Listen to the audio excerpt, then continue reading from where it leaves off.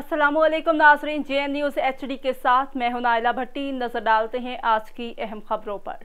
खबर शामिल करते हैं कैरोल पक्का से डॉक्टर असगर नून ब्यूरो चीफ की इस रिपोर्ट पर। डेंगू बुखार एहतियात इलाज से बेहतर है।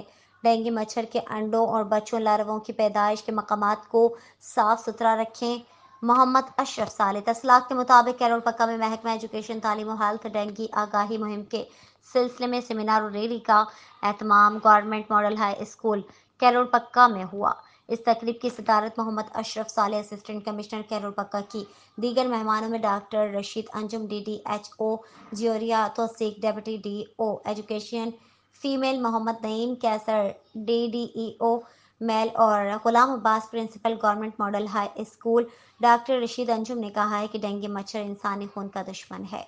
इस मनहूस को इंसानी खून ना मिले तो ये जिंदा नहीं रहता, इसलिए इससे बचाव के लिए डेंगू आगाही मुहिम के सिलसिले में इस पर अमल करें। इस डेंगू मर्ज से खुद भी बचें और अपने प्यारों को भी बचाएं। मोहम्मद अशरफ साले असिस्टेंट कमिश्नर ने अपने सदारती खिताब में कहा कि directorate general health services Punjab की दी गई हिदायत पर अमल करें।